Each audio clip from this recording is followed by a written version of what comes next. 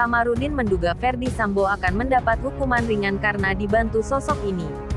Namun sebelum ke pembahasan, dukung channel ini dulu dengan cara like, komen dan subscribe serta nyalakan lonceng notifikasinya agar Anda tidak ketinggalan berita menarik dan viral dari channel ini. Jika sudah, mari kita simak beritanya.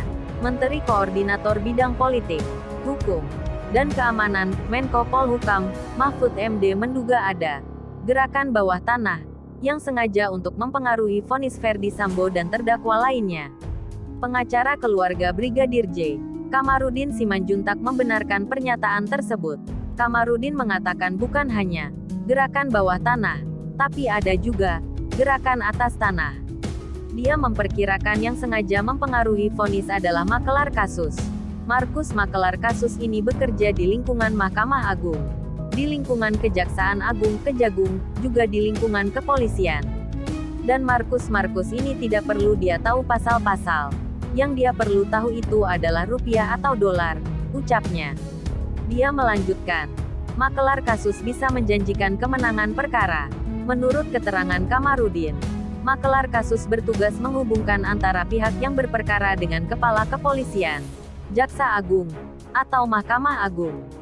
Menurutnya, tugas makelar kasus itu untuk melakukan kesepakatan. Sehingga, saat gugatan belum masuk ke pengadilan justru mereka sudah berkonsultasi terlebih dahulu. Seringkali gugatannya belum masuk ke pengadilan mereka sudah konsultasi lebih dulu kepada ketua pengadilan. Siapa nanti hakimnya? Apa putusannya? Terjadi pada kasus Ferdi Sambo. Kalau sudah yakin dia putusannya misalnya A, baru disampaikan kepada para pihak. Katanya di kanal YouTube Uya Kuya TV. Mengenai vonis hakim, Kamarudin memperkirakan lebih rendah dari tuntutan jaksa sesuai asas tradisi. Dia menerangkan, vonis itu dikurangi sepertiga tuntutan.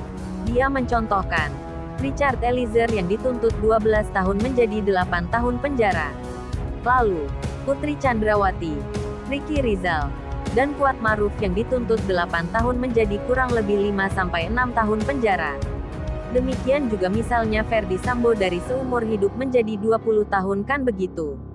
Tetapi, hakim juga sebenarnya tidak terikat kepada tuntutan. Hakim itu hanya terikat kepada dakwaan. Karena dakwaan itulah dasar bagi jaksa untuk menguji perkara pidananya, ujar Kamarudin. Itu juga menjadi dasar bagi penasihat hukum untuk mempersiapkan nota pembelaan, pledoi, dan sebagai dasar bagi hakim untuk mengadili. Dia menerangkan, tuntutan sebenarnya tidak mengikat bagi hakim. Hakim boleh menyimpang. Misalnya memberatkan disebut ultra petita. Ultra petita itu artinya hakim boleh menghukum lebih berat daripada tuntutan jaksa. Sebagai contoh, dulu ada pernah Gubernur DKI percobaan dituntut 2 tahun tapi divonis 2 tahun, masukkan begitu. Artinya lebih berat, ujarnya.